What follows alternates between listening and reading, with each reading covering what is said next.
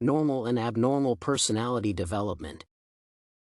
When characterizing human behavior, it might be difficult to distinguish between normal and abnormal development. The classification as either normal or abnormal can be achieved in various ways.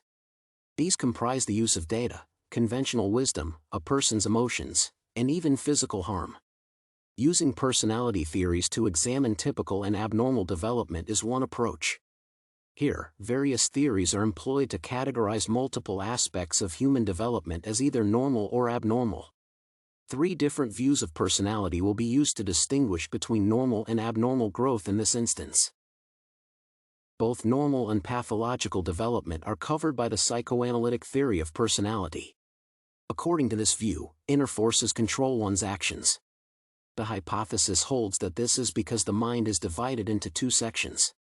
The conscious mind is made up of things people are aware of, and the unconscious mind contains urges, memories, and thoughts that are not apparent to people.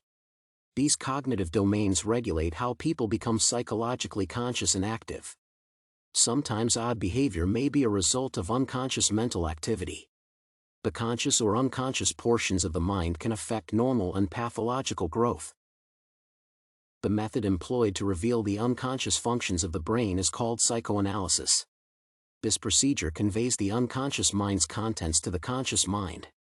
Adlerian theory is another conjecture that describes development. According to this notion, a person's behavior can be influenced by their social environment. Lifestyle, birth order, egalitarianism, and parental education are a few societal factors. This idea contends that sentiments of competence, encouragement, and praise promote healthy and constructive development. Consequently, this aspect could be regarded as a strength and weakness of the therapy.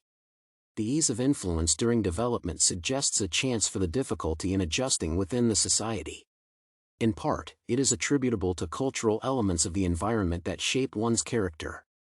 What is seen as a favorable quality in one culture may be viewed as a bad one in another, leading to a wide range of individual manifestations throughout the globe and even identity crises in a multicultural context.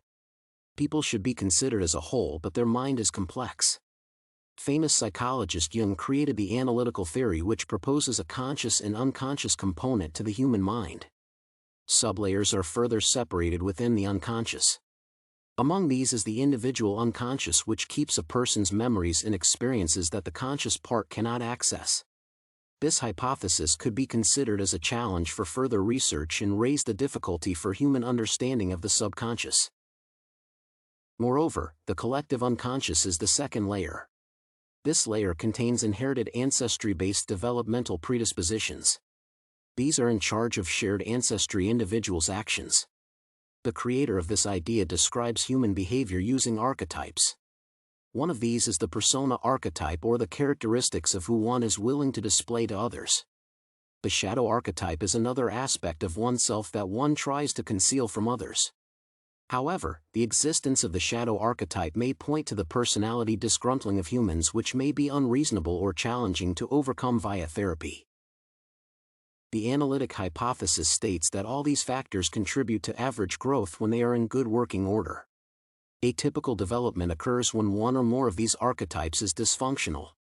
These 3 hypotheses describe how a person develops.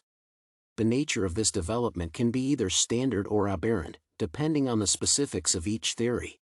Depending on the implementation, this knowledge could be used for developmental therapy to organize acceptance of personal self and development towards a healthier future, which is advantageous.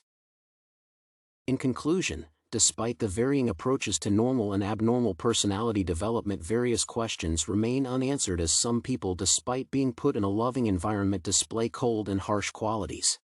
In an attempt to better understand such processes, this essay provided key theoretical hypotheses on the matter.